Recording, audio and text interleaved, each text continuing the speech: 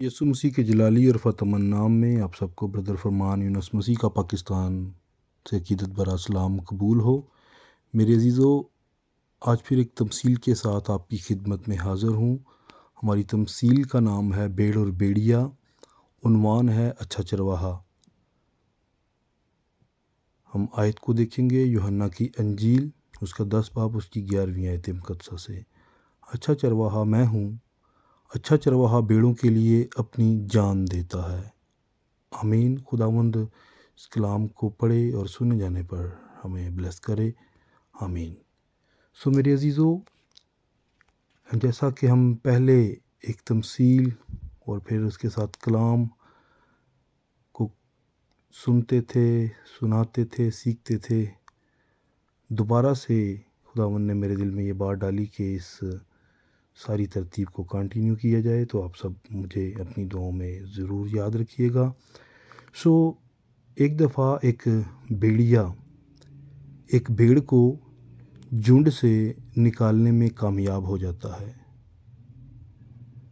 वो भेड़ों की झुंड में से निकल आती है और जब वो देखती है कि भेड़िया तो उसे खाने के लिए अलग कर लाया, तो वो भागती अपनी जान बचाने के लिए। वो भागती है और भागते भागते वो एक दलदल में जा गिरती है और भेड़िया भी जंप लगाता है क्योंकि उन्हें मालूम नहीं था कि ये दलदल है, और इसलिए भेड़िया भी उसके पीछे जब जंप लगाता है तो वो भी उस दलदल में जा गिरता है। और भेड़िया उसे कहता है, तू कितनी बेचारी है, तू कितनी बेसहारा है। अच्छा था कि तू बाहर ही रहती तो मैं तुझे आराम से खा लेता, तेरा गला दबोच देता और तू मर जाती। यहाँ पर तेरा दम घुटेगा, तेरी हड्डियाँ चकनाचूर होंगी, कितनी बेचारी है तू।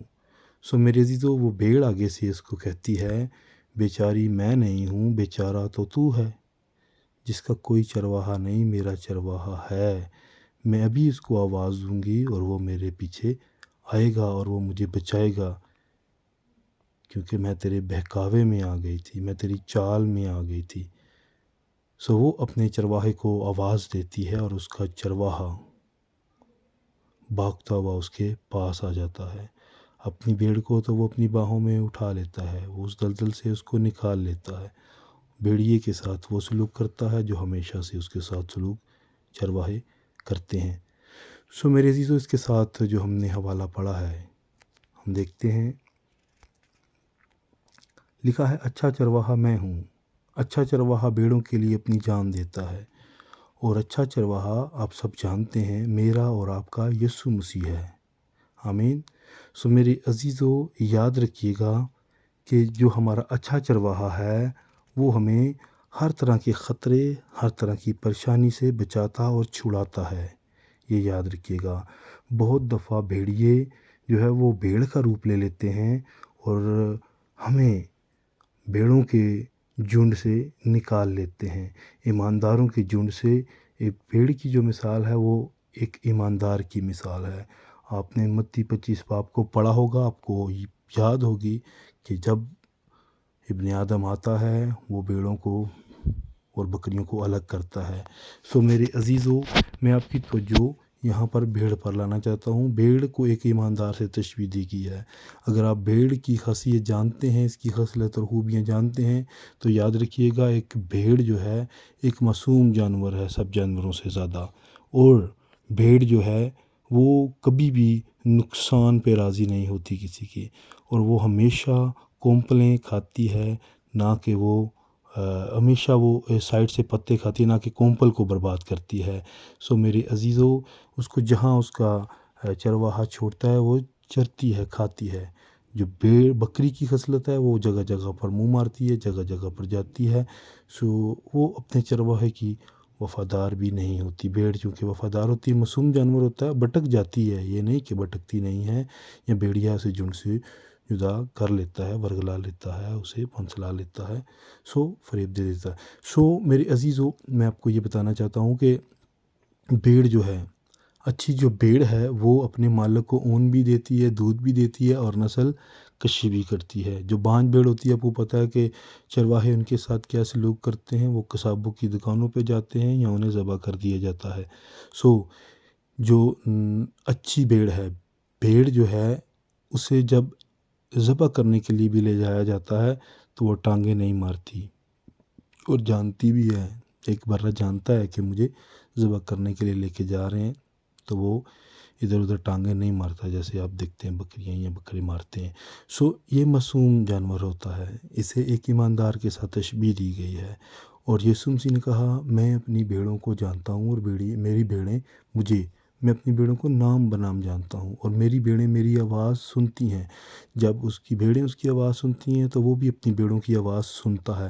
اس لیے میرے عزیزوں، اور بہت سارے بھیڑیے جو ہیں وہ آج بھیڑوں کو ورگلا رہے ہیں، وہ ان کو غلط طرف لے کر جا رہے ہیں۔ اگر تو آپ بائبل مقدس سے واقف ہیں، اگر آپ اس اچھے چرواہے کے پیچھے چلنے والے ہیں، میرے عزیزو یاد رکھیے گا، میرا کلام حتمی نہیں ہے، میری باتیں حتمی نہیں ہیں، میں کچھ بھی نہیں ہوں، میرا علم، میری حکمت سب کچھ ناقص ہے، لیکن اگر کامل ہے تو وہ خداوند یسوع مسیح ہے اور اس کی حکمت اور اس کا کلام ہے۔ ہمیشہ اس اچھے چرواہے کے پیچھے چلیں۔ اگر تو میں آپ کو کوئی بات اس اچھے چرواہے کی دیتا ہوں دلیل اور ثبوت کے ساتھ، آپ کے سامنے بائبل مقدس میں سے آیات رکھ کے آپ کو بیان کرتا ہوں، آپ کو سمجھاتا سکھاتا ہوں، تو پھر آپ اس کا موازنہ کر کے اس پر آمین کہیں۔ نہیں تو میرے عزیزوں، کسی انسان کے اوپر اپنی نگاہیں مت لگائیں۔ آج ہم نے بہت سارے انسانوں پر اپنی نگاہوں کو فٹ کیا ہوا ہے، تنظیموں پر اپنی نگاہوں کو فٹ کیا ہوا ہے، انہیں ہی اپنی نجات کا وسیلہ سمجھا ہوا ہے۔ ایسا نہیں ہے میرے عزیزوں، خدا استعمال کرتا ہے۔ خدا نے جانوروں کو استعمال کیا، خدا نے پرندوں کو استعمال کیا، خداوند نے ابھی جانوروں کو استعمال کیا۔ میری طبیعت ٹھیک نہیں تھی، لیکن میں امید کرتا ہوں کہ خداوند آپ کو بلیس کرے گا۔ میرے عزیزو، خداوند جسے چاہے استعمال کرے اپنی خدمت کے لیے۔ لیکن ہمیں دیکھنا ہے خداوند کو اور اس کے کلام کو۔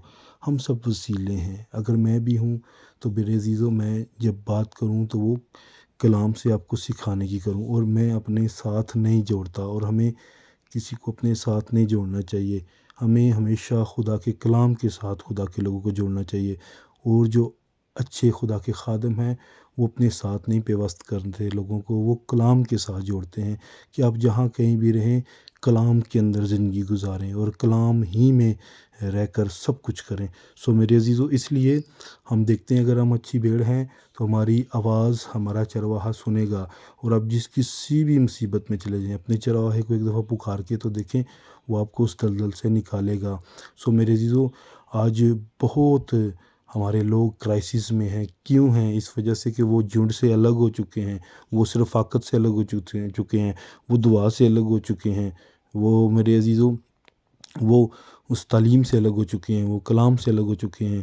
واپس ہمیں بحال ہونے کی ضرورت ہے، ہمیں واپس خدا کے کلام میں آنے کی ضرورت ہے، واپس اس رفاقت میں جائیں، کلام میں اپنا آپ صرف کریں، خرچ کریں، اور زیادہ سے زیادہ کلام کو پڑھیں، سنیں، سمجھیں، اور اچھے لوگوں سے صحبت رکھیں، کیونکہ کلام میں لکھا ہے کہ بری صحبتیں جو ہیں وہ اچھی عادتوں کو بھی بگاڑ دیتی ہیں۔ اس لیے میرے عزیزو، آپ سب سے یہ درخواست کروں گا کہ اپنی زندگیاں خداوند کے ہینڈ اوور کریں اور خداوند کے ساتھ اپنے ناطے کو جوڑیں، اور جب آپ کسی مشکل پریشانی میں ہوں گے تو اپنے خداوند کو یاد کیجیے گا، وہ آپ کے درمیان آئے گا اور آپ کو بلیس کرے گا، نہ کہ آپ کسی انسان پر تکیہ کریں کہ وہ دعا کرے گا تب ہی میرا کام ہوگا، پاسٹر صاحب کریں گے، فلاں کریں گے، فلاں کریں گے۔ نہیں میرے عزیزو، اس نے کسی ایک کے ساتھ وعدہ نہیں کیا، اس نے سب کے ساتھ وعدہ کیا ہے۔ روح القدس کا وعدہ سب کے ساتھ ہے، نہ کہ کسی ایک خادم کے ساتھ ہے۔